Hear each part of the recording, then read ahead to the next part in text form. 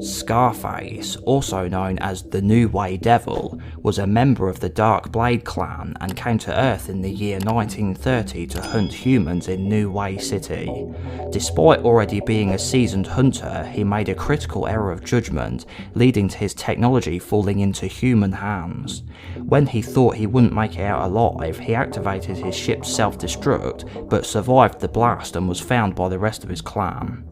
For this disgrace, he was stripped of his rank and banished to a hostile alien world for 100 years. After surviving his punishment, he was sent back to New Way City, now named Neonopolis, to fix his mistake and redeem himself. In appearance, Scarface stands over 7 feet in height, with beige yellowish skin colour and black dreadlocks.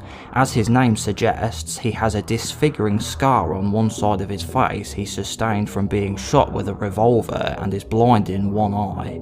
He has the same type of mask worn by the Celtic Predator from AVP, but with a small row of spikes on the forehead and a red mark across one side, which is likely human blood. His armour has a spiky appearance to it and is a grey-silver colour with another red marking on his breastplate. Parts of his body are covered in chainmail, giving him an almost medieval look, and he has a red loincloth. On his right shoulder, he has a human skull stuck onto one of the spikes. It's not explained who this skull belonged to, but shows us he's hunted humans in the past and that they're likely his favourite prey. Scarface possessed a large arsenal of weapons and equipment, including wrist blades, a plasma caster, a smart disc, a combi stick, proximity mines, and a medicomp, as well as some unique weapons not seen anywhere else. The glaive, a weapon similar to a combi stick but with serrated blades, a spear gun, a high-powered projectile weapon, and a maul, a heavy melee weapon barbed and honed to a razor edge and capable of bisecting a human. Scarface was fearless, skilled and intelligent, but was somewhat arrogant and overconfident prior to his downfall in New Way City. After he'd defeated Bruno Borgia, the leader of the strongest and most influential crime family in the city, he chose to unmask himself to Bruno's wife Isabella while she cradled their newborn son Hunter. Perhaps to lord it over them, or maybe a touch of remorse or pity had made him want to look at them both with his own eyes. However, this moment would prove to be his undoing, as she pulled out a gun and shot him point blank in the face, almost killing him and drenching Isabella and Hunter with Yautja blood. After narrowly escaping, Scarface desperately tried to flee back to his ship, accidentally leaving some of his technology behind, but fell through a roof and hurt himself even more. He set his ship to self-destruct, levelling the city, but somehow he survived the explosion. When his clan found him, as punishment, they abandoned him on an alien planet full of hostile wildlife for a period of 100 years, armed with nothing but a glaive and his wrist blades. Following his century in exile, Scarface not only survived, but had also matured, and rather than giving up, he instead became focused on restoring his honour. He was demoted to an unblooded Yautja, the lowest standing in their society, and given a new mission to retrieve the stolen technology and kill all the humans responsible, a chance for Scarface to redeem himself. Returning to the city, now renamed Neonopolis, a dystopian concrete jungle of crime, drugs and violence. Scarface's first targets were the servitors and the Dead Men Triad, who were in possession of stolen Predator technology. After wiping both gangs out, he located a ship belonging to a hunting pack who'd been captured by Borgia Industries and recovered it. Borgia Industries was a conglomerate formed in the aftermath of New Way City's destruction by the family of Bruno Borgia, his widow Isabella and his son Hunter, who were both given increased lifespans by coming into contact with the Predator blood, as well as Hunter's daughter Lucretia. They were responsible for the city's reconstruction and also reverse-engineered the stolen Yautja technology named Prometheus Tech and distributed it through the city's criminal gangs.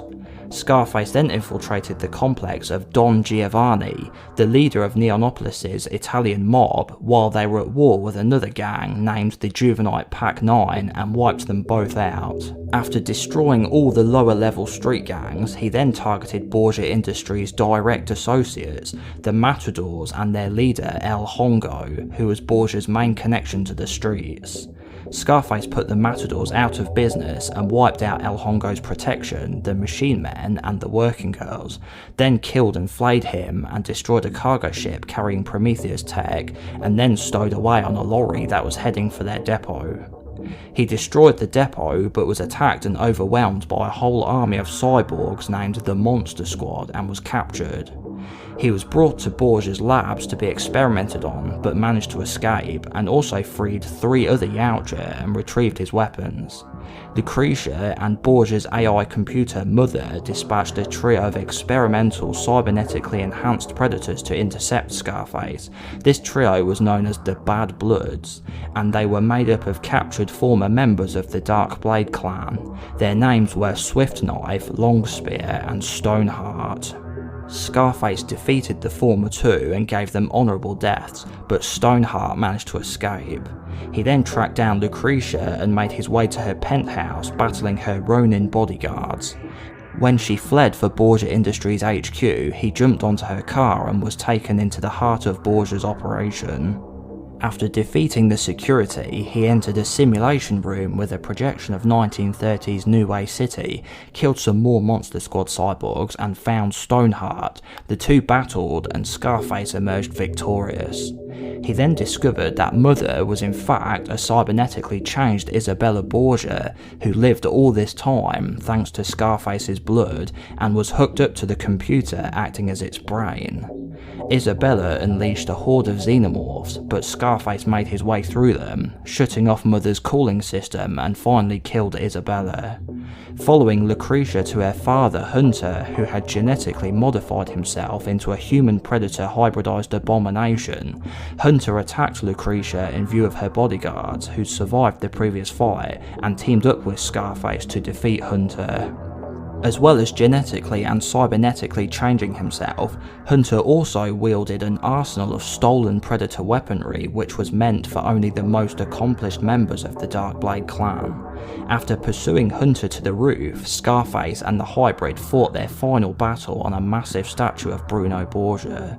Scarface proved to be the ultimate being and ripped off Hunter's head and marked the statue with his clan symbol in Hunter's blood, finally redeeming himself and being allowed back into the clan and correcting his mistake from 100 years ago. So that was the story of Scarface from the Predator Concrete Jungle game. He is one of my all-time favourite predators ever and has to be one of the most determined predators we've ever seen. He would not quit until the job was done. He must have been an elite, as he was able to defeat all sorts of street thugs, cyborgs, and even a whole horde of xenomorphs too, and survived. He seemed to display a dark sense of humour with how he would play back certain voice recordings in an ironic way to taunt his victims. Something I actually wonder is that since his delivery of these playbacks always suit the situation, I wonder if maybe to some degree he might actually understand English. Since he had hunted humans over hundreds of years, maybe he picked up some of their language or even studied it perhaps. His design is also one of the best I've ever seen and wouldn't look out of place in one of the movies. Concrete Jungle is not only my favourite Predator game, but one of my favourite games of all time. It is so much fun and has a really good story. And if you didn't know, I actually have a playthrough of the game on the channel. I'll have it up at the end screen if you're interested in watching it. Thanks for tuning in, don't forget to like and subscribe, and I'll see you